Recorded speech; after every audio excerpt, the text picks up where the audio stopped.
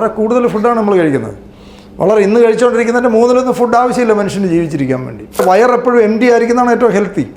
Intermittent fasting 16 മണിക്കൂർ അടുപ്പിച്ച് food കഴിഞ്ഞ് ഞങ്ങൾ ഇൻ്റർമിറ്റൻറ്റ് ഫാസ്റ്റിങ്ങിലാണെന്ന് പറഞ്ഞു. അതായത് 12 മണിക്കൂർ കഴിഞ്ഞുള്ള ഓരോ മണിക്കൂറും മുകളിലേക്ക് നമ്മൾ ഫുഡ് കട്ട് ചെയ്തിട്ട് നിന്നാൽ നമ്മുടെ ഇമ്മ്യൂണിറ്റി ഭയങ്കരമായിട്ട് മുകളിലേക്ക് കയറുന്നു. അത് ഓട്ടോഫീജി എന്ന് പറഞ്ഞൊരു അവസ്ഥയിലേക്ക് നമ്മുടെ ബോഡി എത്തും. അതായത് സെൽഫ് ഈറ്റിംഗ് എന്നാണ്. ഓട്ടോഫീജി എന്ന് പറഞ്ഞാൽ സെൽഫ് ഈറ്റിംഗ് എന്നാണ് പറയുന്നത്. നമ്മുടെ സെല്ലുകളിൽ അടിഞ്ഞു കുടിക്കുന്ന വേസ്റ്റിനെ ഈ ബോഡി തന്നെ എടുത്ത് ക്ലിയർ ചെയ്ത് ഉപയോഗിക്കും. വയർ എപ്പോഴും എം ടി ആയിരിക്കുന്നതാണ് ഏറ്റവും ഹെൽത്തി.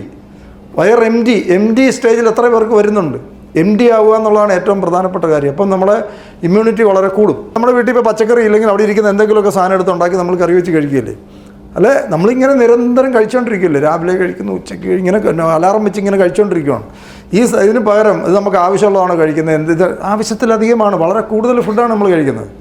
വളരെ ഇന്ന് കഴിച്ചുകൊണ്ടിരിക്കുന്നതിൻ്റെ മൂന്നിലൊന്നും ഫുഡ് ആവശ്യമില്ല മനുഷ്യന് ജീവിച്ചിരിക്കാൻ വേണ്ടി. കഴിക്കാതെ വയർ എപ്പോഴും എം ടി ആയിരിക്കുന്നതാണ് ഏറ്റവും ഹെൽത്തി.